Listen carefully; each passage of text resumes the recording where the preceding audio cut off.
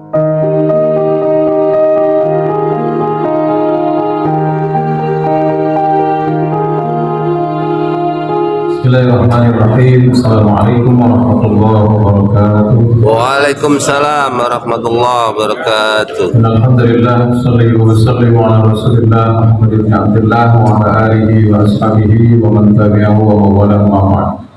Qala rabbi shrah li sadri wa yassir li amri wa hlul 'uqdatam min lisani yafqahu qawli. Shadaqallahu wa sadaqa rasulullah.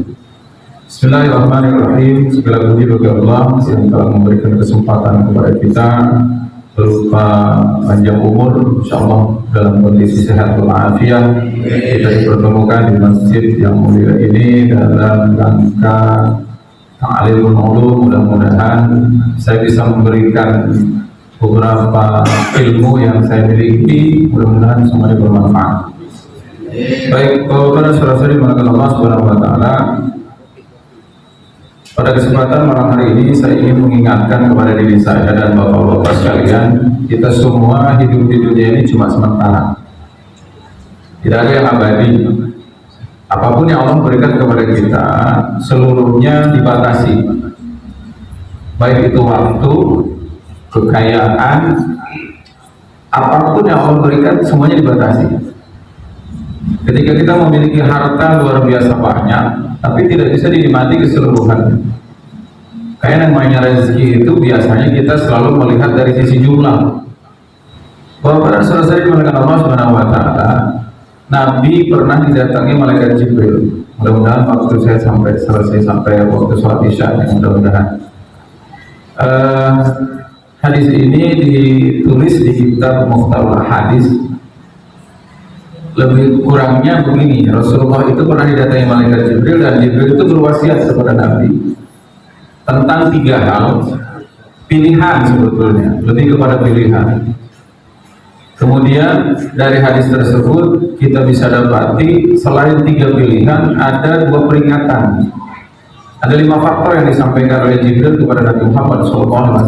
Karena segala sesuatu yang dilakukan oleh Rasulullah semuanya berawal dari wahyu, baik itu sunnah, hadis atau Al-Quran, semua asal usulnya dari Allah dan itu lewat wahyu. Wa ma yantiqu 'anil hawa in huwa illa wahyu yuha.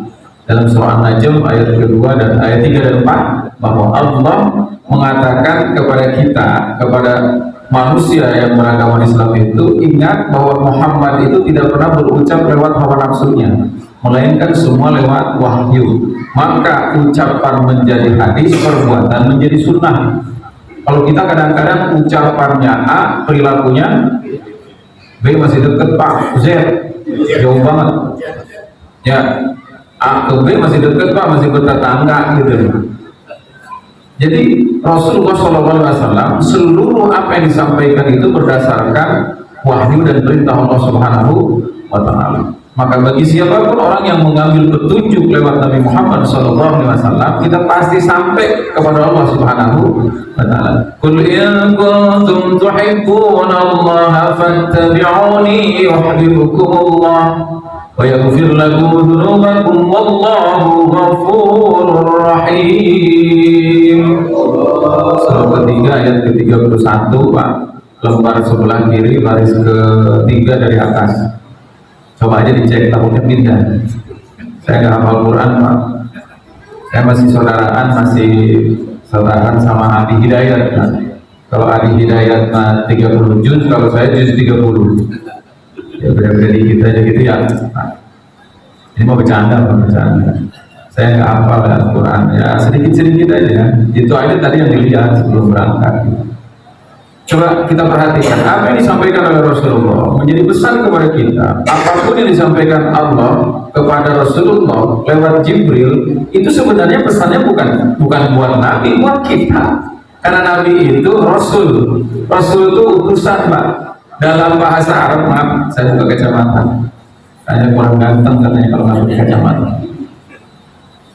Rasul itu artinya utusan. Makanya dalam bahasa Arab, orang yang suka nganter-nganterin surat lewat pos namanya Rasulul Bari, pengantar surat gitu. Kalau sekarang kurir lah.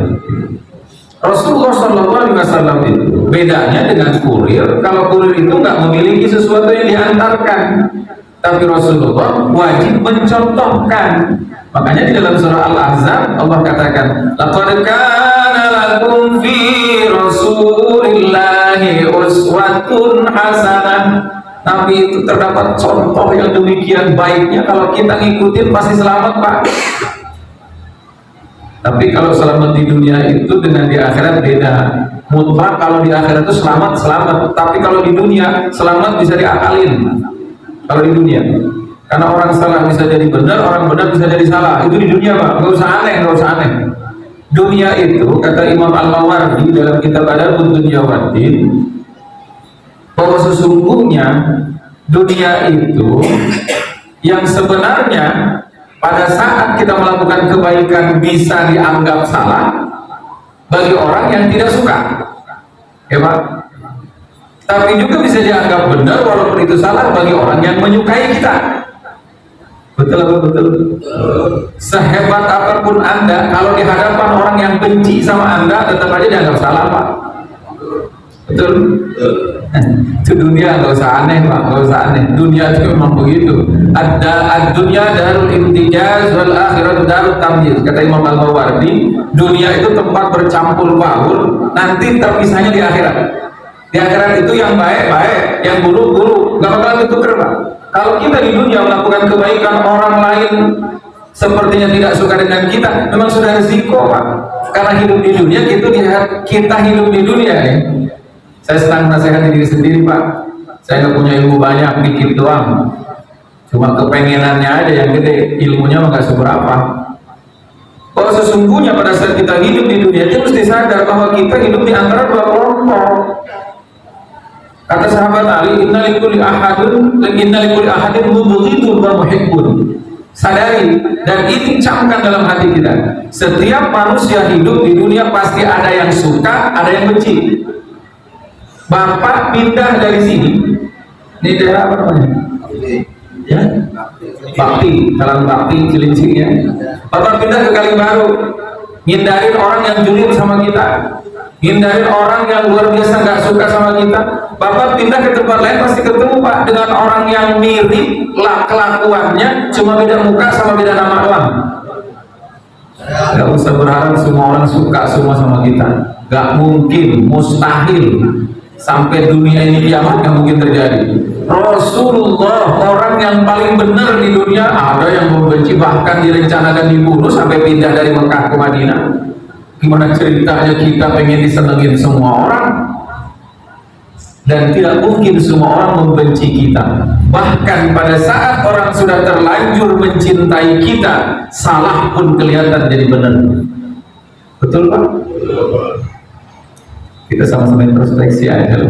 Saya bukan guru, Pak, saya bukan kiai, saya bukan ustadz, hanya dikasih titipan ilmu dikit doang.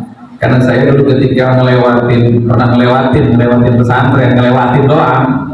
Kata guru wasiatnya begitu, amalkan ilmumu sesuai dengan apa yang kamu mampu, berikan semua ilmu yang kamu punya. Kalau sesuatu yang ditanyakan orang kepadamu kamu nggak punya ilmunya, nggak usah dijawab, mending ngomong aja saya nggak tahu gitu. Kan sekarang mau banyak orang sotoy, Pak. Tahu sotoy? Apa? Soto ayam, Pak. So tahu banget, ditanya ini dijawab, ditanya itu dijawab, seolah-olah multi apa namanya, luar biasa lah pokoknya. Paling pintar di muka bumi ini, ditanya A dijawab, ditanya B dijawab gitu. Padahal semua orang dikasih ilmu sama Allah dalam surah 17, wa ma utitum minal ilmi illa qalilan. Semua manusia yang hidup di muka bumi ini dikasih ilmu cuma dikit-dikit doang. Makanya di dalam ilmu apapun ada spesialisasi, Pak. Tujuan apa yang disebutkan oleh Al-Quran wa utitum minal ilmi illa qalilan hari ini sudah terbukti. Kan kita punya ilmu ada spesialisasinya, Pak. Sarjana agama, ada sarjana pendidikan, dokter juga sama kok begitu. Walaupun dokter umum tahulah tentang gejala-gejala yang lain, tapi dia tidak seperti spesialis jantung misalkan. Karena ilmu dibatasi, jadi kita nggak usah jumawa gitu. Kalau sesuatu yang kita ditanya kemudian nggak tahu, jawabnya bilang aja nggak tahu. Kalau sekarang kan banyak orang yang begitu, ya Pak. Apalagi masuk TV. Kalau saya mah nggak pernah masuk TV Pak, nggak muat. Bapak-bapak dan saudara-saudara yang dimuliakan Allah Subhanahu wa taala. Hadisnya begini bunyinya. Ya Muhammad, ish ma syi'ta fa innaka mayyitun wa ahbib ma syi'ta fa innaka mufariqu wa amal ma syi'ta fa innaka majziyun bi wa alam anna syarafal mu'min qiyamuhu bil lail wa izzu istighna'uhu 'anil nas. Rawahu al-Baihaqi an Jabir bin Abdullah. Bapak dan saudara-saudara yang dimuliakan Allah, kata Nabi begini. Silakan hidup. Ini sebetulnya kayak pilihan, Pak. Tapi di belakang itu ada sebuah ancaman. Artinya ini nasihat buat kita. Kata Jibril kepada Nabi Muhammad, Ishma syi'ta. Wahai Muhammad, sampaikan kepada umatmu, silakan hidup sesuka hati, tapi ingat kau pasti mati. Pak, hidup kita kan terserah kita. Mau ngapain, mau berbuat baik setiap hari terserah. Om Bapak juga yang dapat nanti balasannya. Gak mungkin orang lain. Ishma syi'ta. Mau pakai gaya apapun hidup kita terserah. Apa kata Nabi? Fa'innaka mayyitun. Ingat, kamu itu bakal mati. Siapa Pak di dunia ini yang gak mati? Pak, ngeri ya kalau kita ngomongin mati. Kita kalau ngomongin mati itu takut, tapi kita gak pernah mempersiapkan buat kapan kita mau balik. Pak, semua kita pasti mati. Tinggal nunggu waktu doang. Yang kedua, apa kata Nabi? Pesan dari malaikat Jibril kepada Nabi. Yang kedua adalah wa'mal ma syi'ta fa innaka majziyun bi. Beramallah sesuka hatimu karena amalmu pasti dibalas. Yakin Pak, amal kita gak bakalan ketuker Pak, gak bakalan. Silakan Anda berbuat apapun. Fal yawma la tuzlamu nafsun syai'a wa la tujzauna illa ma kuntum ta'malun. Surat Yasin lagi tuh ayat ke-54 ya, lembar sebelah kanan baris kedua dari bawah. Mudah-mudahan belum pindah ya, masih di situ. Fal yawma la tuzlamu nafsun syai'a wa la tujzauna. Kalau kita bongkar dengan ilmu etimologi, wala tujzauna tu fi'lun mudhari bi ma'na istimrariyah. Allah sama sekali nggak bakal balas amalan kita kecuali apa yang kita kerjakan. Nggak bakalan Pak orang lain ngerjain, balasannya buat kita nggak mungkin. Orang sedekah kita cuma ngeliatin doang, ya mereka yang dapat pahalanya bukan kita. Yang amal lewat gitu ya, senyumin, salah naruh kotak amal jangan disenyumin, isi. Memang senyum sedekah Pak, tapi bukan kotak amal yang disenyumin. Kata Pak Ustadz, senyum sedekah, kotak amal lewat disenyumin, bukan itu. Senyum ketemu sama saudara muslim, senyum ucapkan salam itu sedekah Pak. Amal kita ini Pak direkam semuanya sama Allah. Tidak ada yang bakal terlewatkan. Siapa yang merekam? Ma yalfidu min qawlin illa ladaihi raqibun atid. Semua yang terucap dan diperbuat oleh kita manusia ada yang merekam, raqib atid, dan dia tidak bisa disogok. Pak, kalau manusia mah masih bisa ya? Bisa nggak kira-kira? Bisa. Diapain? Yang salah bisa jadi benar. Tapi malaikat raqib sama atid mah nggak punya hawa nafsu Pak. Kenapa manusia mau disogok, mau dikasih imbalan walaupun itu kita lihat bahwa salah biar jadi benar? Karena dia butuh duit. Malaikat nggak butuh duit Pak. Coba bayangkan kalau malaikat dikasih hawa nafsu, itu malaikat Mikail yang tukang bagi-bagi rezeki Pak. Hari ini Bapak dapat 1 juta kata Mikail, lumayan nih kalau buat tilek gopek. Nyampe ke kita cuma 500.000 Pak. Kalau malaikat punya hawa nafsu, untungnya Allah kasih malaikat gak punya hawa. Dan siapapun yang beramal, baik kita orang hebat, orang biasa, bahkan orang susah, beramal tetap dicatat. Dan tidak mungkin dihapus amalan-amalan tersebut balasannya kalau kita melakukannya karena Allah. Lakukan semua harus lillahi. Yang ketiga, yang terakhir, pilihannya adalah wa ahbib ma syi'ta fa innaka mufariqu. Cintai apa saja yang kau mau, tapi ingat yang kau cintai pasti terpisah, baik itu meninggalkanmu atau kamu yang meninggalkan kamu. Apa sih banyak abadi? Ada yang abadi kan ini? Nggak ada. Bahkan sesuatu yang masih kita miliki saja nggak bisa dinikmati semua. Ya Pak? Bapak punya uang 5 miliar, punya? Enggak, sama main ngomong begitu. Bapak punya uang 5 miliar, yang satunya punya 1 miliar, satunya 1 juta, satunya 100.000, dan makannya mah sama Pak. Ya, ada kali orang punya uang 5 miliar makannya nasinya sebakul gitu. Enggak, biasa. Sadari semua harta dunia mah cuma dibatasi kalau punya banyak duit yang dimakan juga kadang-kadang kalau dikasih ujian sama Allah, dikasih penyakit, makan udang boleh gak dimakan? Halal nggak udang? Halal. Halal kan? Ya coba-coba banyak kan. Begitu makan udang, dan nikmat dunia mah cuma sejengkal aja nggak nyampe Pak.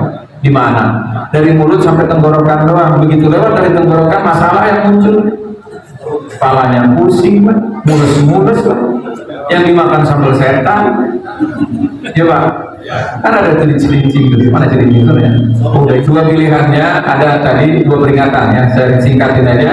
Pilihannya ada 3. Hidup sesuka hati tapi ingat mati. Artinya bahasanya jangan sesuka hati, kalau hidupmu bakal mati. Itu sebetulnya pesannya.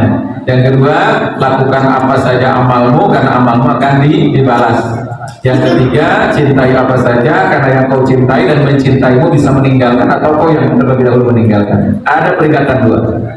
Wa'lam anna syarafal mu'min qiyamun bil lail wa izzu istighna'u 'anil nas. Dari hadis ini 2 peringatan buat kita.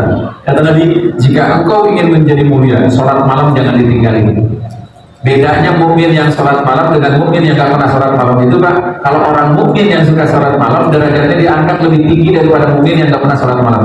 Wa minal laili fatahajjad bihi nafilatan lak, surah 17 ayat 79, nanti dicek aja. Yang terakhir, anna syarafal mu'min qiyamun bil lail wa izzuhu istighna'uhu 'anil nas. Kalau kau pengen mulia, maka jangan berharap bergantung kepada manusia. Jangan bergantung kepada manusia. Kalau kita pengen izzah, pengen mulia di hadapan Allah, jangan suka bergantung sama manusia.